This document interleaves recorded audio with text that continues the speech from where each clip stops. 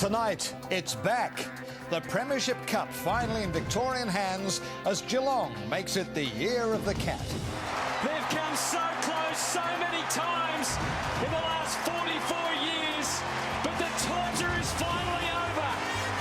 Geelong are the Premiers for 2007.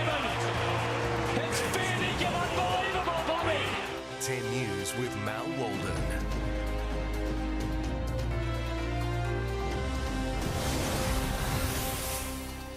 Good evening. First tonight, Geelong has broken its 44-year-old premiership drought with a flood of goals against a hopelessly outclassed Port Adelaide.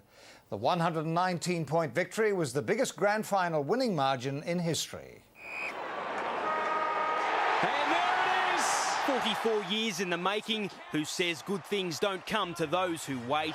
Geelong are the Premiers for 2007. It's fair dinkum unbelievable, Bobby. 5 times since 1963 Geelong has stumbled, but today there was never any doubt. It's been a long time since we won a premiership, and it's just amazing to see the people who've waited so long actually see the look in their eyes. It's amazing. They've provided the heartbeat of a town for well over 100 years. This afternoon the Cats provided a giant sigh of relief.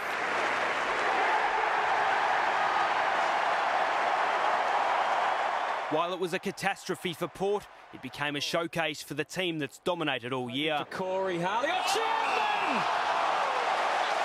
And sets up Bartell, not a big goal kicker, but he's got one to go with that Brownlow. The Adelaide boys achieving something their legendary father never could, while former bad boy Steve Johnson seized a final chance at redemption. His transformation now complete. The winner is Steve Johnson. Agony and ecstasy side by side as Geelong erased the pain of the past in 100 glorious minutes. Luke Schneider, 10 News. So let's cross live now to the winners' rooms, where we're joined by reporter Kelly Underwood. Kelly. Well, Mal, after an absolutely dominant display of football this afternoon, the Cats officially in a state of euphoria.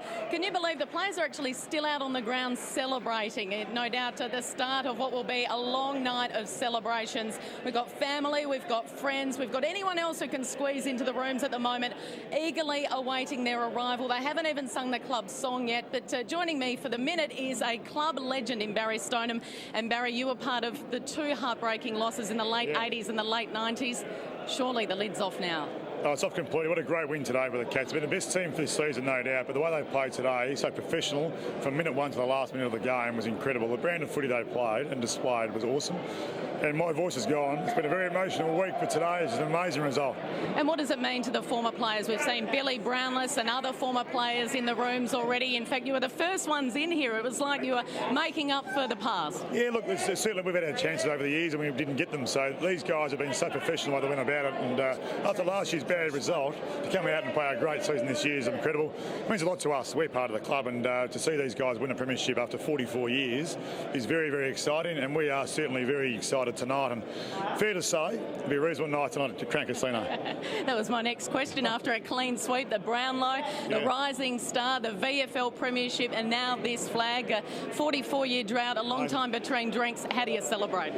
All night, and probably all day tomorrow in Geelong. Go down Geelong tomorrow and have a huge day. But all the Cats fans down there, they'll be going crazy right now because it's been a drought and they deserve some victory, the Geelong supporters and corporates. And look, it'll be a great night tonight, and it's the players' night tonight, but certainly we'll jump on the coattails and have a great time. Enjoy it, Barry. Thanks. Certainly deserve it. And of course, Mel, we're still waiting for the players. They're due here any minute, and no doubt they will celebrate for an hour or so in the inner sanctum of the Geelong rooms, and then off to Fed Square where they will celebrate with fans. It's going to be a long night. Mel, back to you. Sure it is. Thank you, Kelly. Kelly Underwood live from the victorious Cats rooms, and if anywhere they're celebrating, it is down in Geelong. Joining us live from the heart of Catland is reporter Laurel Irving. Laurel, it's been a long time coming, and this victory must be extra sweet for the fans at Skilled Stadium. Absolutely, Mel. 44 years. Most of these fans weren't even born the last time the Cats won a flag. 5,000 here at Skilled Stadium this afternoon, and they are absolutely ecstatic. It was cold, windy, looked like rain all afternoon, but it didn't matter a bit. They have been joyous from kickoff, and what a victory after waiting such a long time. An absolute thumping, the biggest grand final margin in history. And as you can hear, they're just getting more and more excited. They got more and more excited as the margin grew. And a lot of people saying here it's about time. The Cats have made the grand final several times since '63, but never since such a dominant position. Puts a lot of pressure on the players. The whole city's been holding its breath for a month, but gosh, didn't those players deliver? A city obsessed with September glory.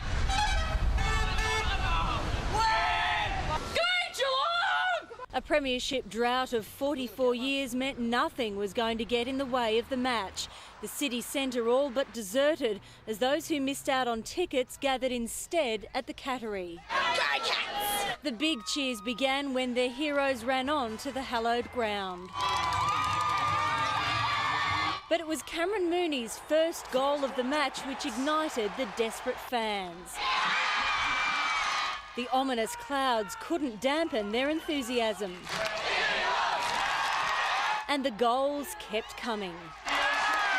The final siren delivering the fairy tale Cats fans had waited so long for. And Laurel, if you can still hear me, it looks like they'll be partying well into next week. Oh, Mel, what a night of celebrations it will be. The whole city will be involved. It'll be an absolute cracker night, and it will continue tomorrow. Unfortunately, the players are stuck in Melbourne tonight. These guys will have to come back tomorrow when the players come back to Skilled Stadium so they can give them the proper heroes welcome they deserve. As well, the City of Geelong's just announced it's going to be holding a parade for the players on Wednesday at 11 o'clock. So what a week in Geelong after 44 years. What celebrations we can expect. Mel? Thank you, Laurel. Laurel Irving reporting live there from Geelong. And more than 97,000 packed the MCG today to see Geelong's dream come true. For many, it was an early start after days of playing the waiting game to secure their grand final seats. And they were off. Fans rushing to get their seats, heralding the start of footy's big day. 5,000 members queued to be first through the gates, some sleeping out for days. Skin the Cats! Like an enemy force, Port fans flocked, 22 carriage loads arriving from Adelaide on the overland, the Cats having already pulled into the station. We are Geelong, the greatest team of all. The greatest effort of all, rigging up a TV antenna to get the best possible car park reception. We've got a bigger aerial this year and that'll do the trick. For some, the grand final literally turns their world upside down. While there were those in two minds, most knew their true colours, some green with envy in search of those elusive grand final tickets. The atmosphere inside the G can only be described as electric. This is what the fans had been waiting for, the chance to come to this great sporting arena to see their team battle it out in a do-or-die clash for football's ultimate prize. The grand final, an excuse for the ultimate party, the Premiership Cup arriving in spectacular style. A rousing reception as the teams entered the hallowed ground, starlet Natalie Bassingthwaite singing our national anthem.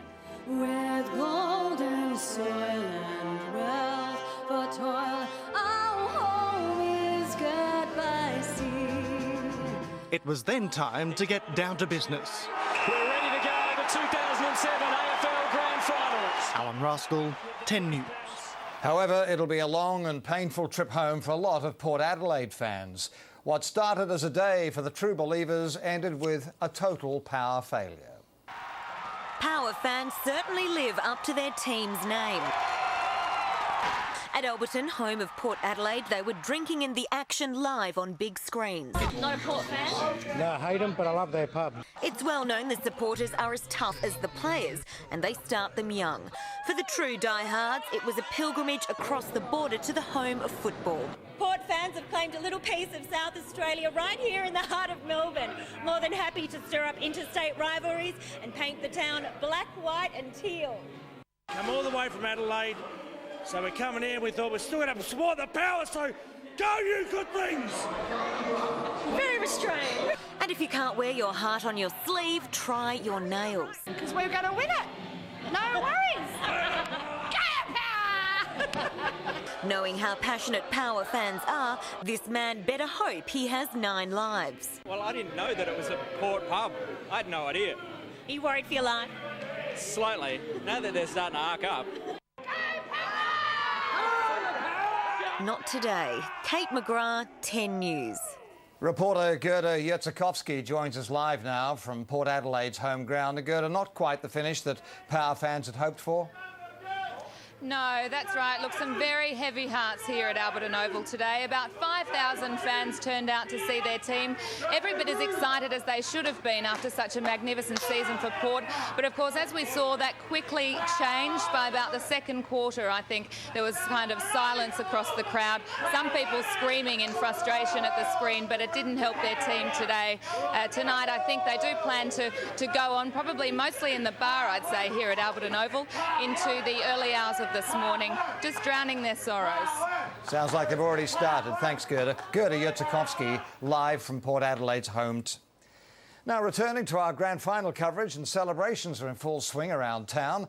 Reporter Cameron Bowe joins us live from the grand final party at Federation Square. Cam, what time can the Cats fans expect to see their premiership heroes? Well, now, as you say, the focus of celebrations for those delirious Cats fans is soon to shift focus from the MCG to here at Federation Square. As soon as the team leave the G, they're going to be bussed here to appear on stage at around 8 o'clock. Coach Mark Thompson, Captain Tom Harley, each one of the players, and of course that Premiership Cup are going to be presented to the crowd, and I'm sure they'll be inspired enough to build out a couple of versions of the club's song while they're up there as well. There have been thousands of fans here during the day watching the game. We're expecting up to 10,000 here tonight, and after such a long-awaited result, I'm sure the celebrations will also go long into the night. I'm sure. Thanks, Cameron. Cameron Bowe reporting live there from the grand final party at Federation. Good evening, everyone. Geelong's record-breaking season has culminated with the most dominant grand final victory in history. The Cats won their first flag since 1963 by humiliating Port Adelaide. The 119-point winning margin, the greatest in finals history. Steve Johnson continuing his fairy tale revival, named the Norm Smith medalist. Heartbroken but remaining the team man, Mark Blake arrived minus his gear. Michael Wilson arrived with his crutches, but the same empty feeling. The cup arrived with fanfare and the usual James Hird class before the Gladiators, first Port, then the Cats, arrived on the game's biggest stage.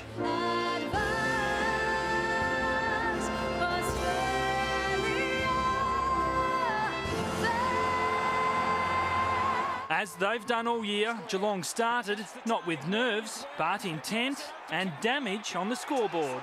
First drive to the Cats. Cam Mooney first, then Steve Johnson. The two big guns have started superbly. Then Gary Ablett Jr. in an ominous and brutal Cat opening. And Ablett, the little genius, drives it home. The Power were stunned. Sean Burgoyne helped provide a steadier.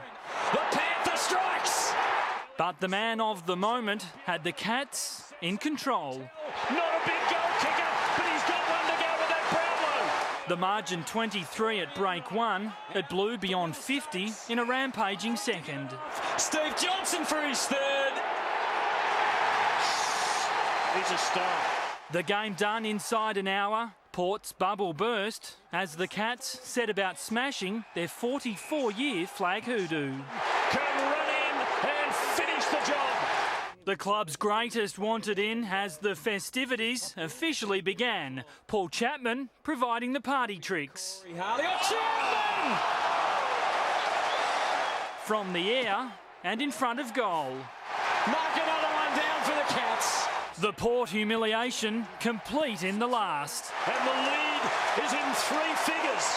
Once banished, Steve Johnson's CV now reads All-Australian, Norm Smith medalist and a premiership winner. So too, are 21 of his best mates. And there it is. It's the Cats. Grand final chokers no more. These Cats now kings at long last. Tim Hodges for Sports Tonight. Well, there was an upset at the G in the first premiership of the day. On the back of 11 straight wins heading into grand final day, the Murray Bushrangers had a shocker. They were humbled by the Calder Cannons in the under-18s premiership playoff. in control at every change, Calder ran out massive 50-point winners. It continues the Cannons' recent dominance of the underage competition. It's the club's fourth flag in the past